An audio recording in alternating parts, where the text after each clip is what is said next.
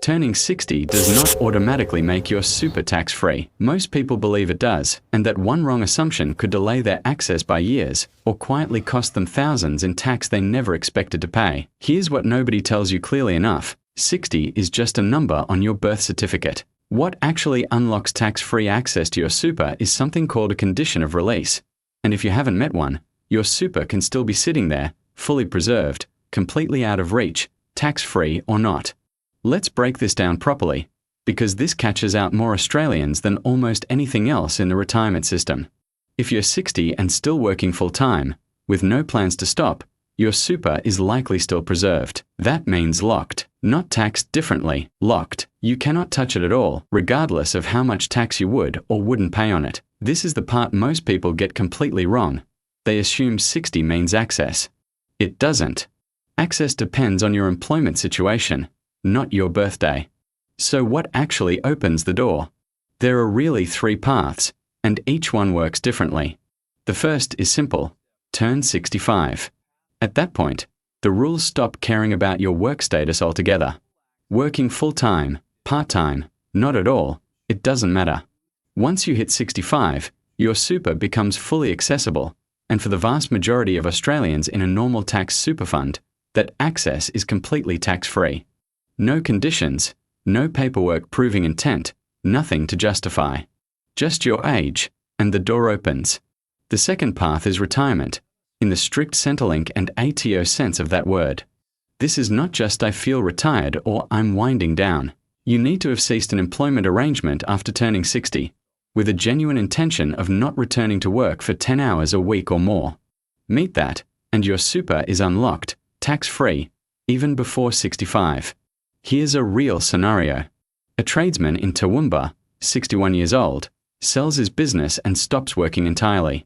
Because he ceased that employment arrangement after 60, with no plan to go back, he satisfies the retirement condition of release straight away. His super, fully accessible, fully tax-free, at 61, not 65. Now here's a detail almost nobody explains, and it changes how people think about this rule. Once you genuinely meet that retirement condition, your super stays unlocked, permanently. Even if you change your mind a year later and pick up some casual work, or your neighbour offers you a few shifts on the tools because he's short-staffed, your super does not relock. The condition is met once, and that's it. What matters is your intention at the time you stopped, not what happens afterwards. A lot of retirees hold themselves back from any paid work at all, worried it'll undo their access. In most cases, it won't. Now here's the third path, and this is where the real trap sits. Transition to retirement, often shortened to TTR. This lets you access some of your super as an income stream from 60, even while you're still working. Sounds perfect on paper. Keep working, top up your income with super payments, ease into retirement slowly. And the payments themselves? Yes, tax-free from 60. But here's what almost nobody explains properly. The money still sitting inside your fund, supporting that TTR income stream, is not treated the same as money in full retirement phase. In full retirement phase, investment earnings inside your fund are tax-free. Inside ATTR arrangement, before you've actually met a full retirement condition, those earnings can still be taxed at up to 15% every single year, quietly, in the background, while you assume everything in your super is now in the tax-free zone. Let's put real numbers on that, because this is where it actually bites. Say your super balance sitting behind ATTR pension is $500,000, and your fund earns a fairly typical 7% that year. That's $35,000 in earnings. In full retirement phase, that $35,000 grows completely untouched.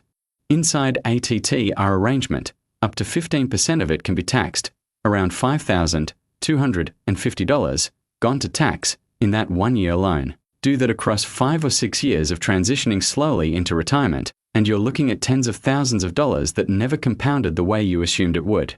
So picture this.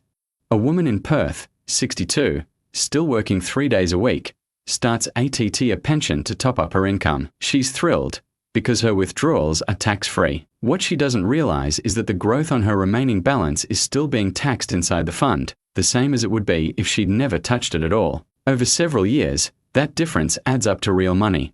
Money she assumed was already working for her tax-free, simply because she turned 60. This is the part that separates people who plan properly from people who find out the hard way, usually from their accountant, years later.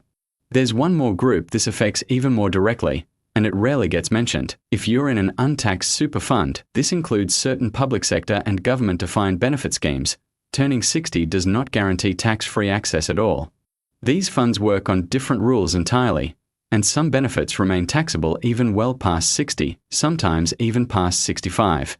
If you've ever worked in the public service, defence, or certain state government roles, this is worth checking specifically, because the general tax-free at 60 rule that applies to most Australians simply does not apply the same way to you. There's also a smaller detail worth knowing if you're weighing up which path fits you. Meeting the retirement condition of release doesn't require you to fully retire from every kind of income forever. It's specifically about ceasing an employment arrangement with genuine intent not to return to work of 10 hours a week or more. That leaves room for the occasional consulting project, board position, or the odd family business favour, without disturbing what you've already unlocked. Where people get caught out is not understanding this before they stop working and either delaying access unnecessarily or misjudging their situation and assuming they're covered when they're not. So what should you actually take from all this? 60 is not a magic switch. It's a milestone that only matters once it's paired with the right condition of release. Are you planning to fully stop work? Are you easing in through ATTR arrangement? Are you in a standard tax fund or an untaxed public sector scheme? Each answer changes what tax-free actually means for your situation, and getting it wrong isn't really about losing money in one dramatic moment. It's about quietly missing out, fortnight after fortnight, without ever realizing it was happening. Before you make any decision around 60, it's worth confirming exactly which category you fall into, because the difference between assuming and confirming can genuinely be worth thousands over just a few years. We dig through these rules so you don't have to untangle them yourself from dense fund documents and government fact sheets. As always, this is general information, not personal advice, so before you act on any of it, check your own super fund statement and confirm your situation directly with the ATO or SuperEase Australia. Now, if this video actually cleared something up for you, that's really the only reason this channel exists. We are not here to overwhelm you with jargon, just to sit down each week and go through what's actually changed, in plain language, so you're never the last to know.